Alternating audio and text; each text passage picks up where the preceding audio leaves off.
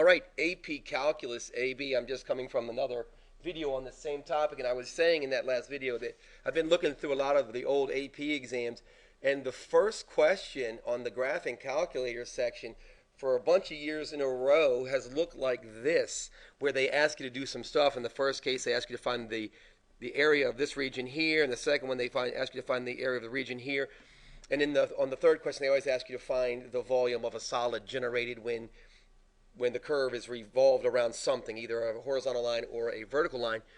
In this video, what I want to do is figure out how do we find this area right here. Again, remember, this is a calculator section, so we can use our calculator. What I want to remind you guys is this. First off, this S is this S right here. So it's this area right here that we're looking for, in the area in purple. And what I want to remind you, and what you need to know, is that when you're writing on your AP exam on the free response, you need to tell your reader what you're doing.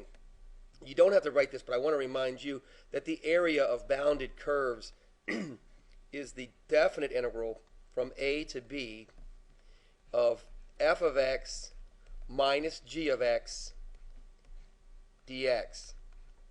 And this is really important, that this is the top curve on the interval that we're looking at, and this is the bottom curve on the interval that we're looking at. So this is how they're gonna fool us here. When we do area R, you can see that the blue curve is on top of the red curve. But on the area, for the area that we're looking for the area between here and here, right? So this is what we have to get. This is what we have to get. What we have to get is this, is that this curve right here is on top on this interval. This is the top curve. This is the bottom curve. So I'm just going to start to write to my AP reader and say that the area is the definite integral. I don't know what it is yet. I promise you I'm going to come back and fill in these specifics. But of 1/4 plus sine of it's not true, of pi x, isn't that right? Of pi x, let me make that a little bit better for you, of pi x minus this bottom curve, and the bottom curve is 4 to the negative x power. Don't freak out, because we don't have to integrate that. We're allowed to use our calculator here. So now what we have to do is we have to go to our calculator, and we need to get some specifics. We need to find out, one, what these lower and upper bounds are, and then what value does this give us back. So let's try that now. So this is what I'm going to do. I'm going to go to my calculator. So here's my Inspire calculator. What I chose to do is graph these two functions. There's lots of ways to do this. The question says specifically that they want this area here. So this is in the first quadrant. So this is what I'm going to do. I'm going to go to menu. Right, I already graphed this. I'm going to go to menu. I'm going to go to analyze graph, and I'm going to go to intersection. And it says lower bound. When it asks for a lower bound, what I did was you find the intersection. Lower bound is some x value lower than where you think the intersection is. So it's there, and then drag it says upper bound, goes someplace to the right of that. So that's the first one. I needed this point, this x value, 0.178. All right? I'm going to do the same thing one more time, because this thing is bounded between this x value and this x value, isn't it? So what I'm going to do is the exact same thing. I'm going to go to menu. I'm going to go to analyze graph. I'm going to choose intersection. It's going to ask me for a lower bound. Same thing. Here's the point of intersection I'm looking for. I want something to the left of that. I do that. If you look at the bottom left corner, it says upper bound. Now go to the right of that point, hit enter, and we have that that the x value is 1. This gives me really important information.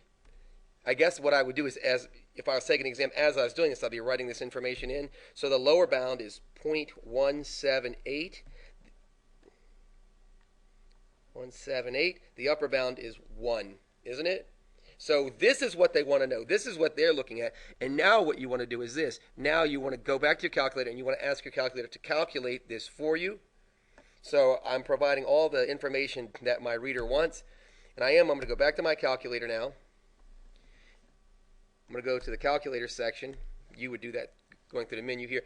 And then I'm going to put in exactly what I had, right? I wanted the definite integral. So the definite integral, go to menu, choose calculus, choose integral. And then remember the lower bound and the upper bound. So we found those values by looking at your tests that you had written. You'll see what you put there. Then I'm going to use my up cursor here. The upper bound is 1, right? Right cursor here. Now I'm going to open up some parentheses. And remember what we had here, right? What we had here was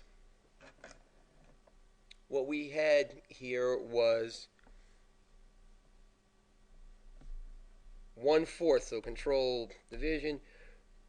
1/4, right? Plus, right? Sine of pi is here. I press this button here. Pi x, close parentheses, minus 4 to the negative x power. Where are you? X power. Skip over with your right cursor to dx. Make sure that these variables match. This is important also. We're working in terms of x here, so the derivative piece right here has to be in terms of x. I'm going to hit enter, and there's that value, right? And hopefully that's the value that we wanted. And let's take a look and see if we got the right number.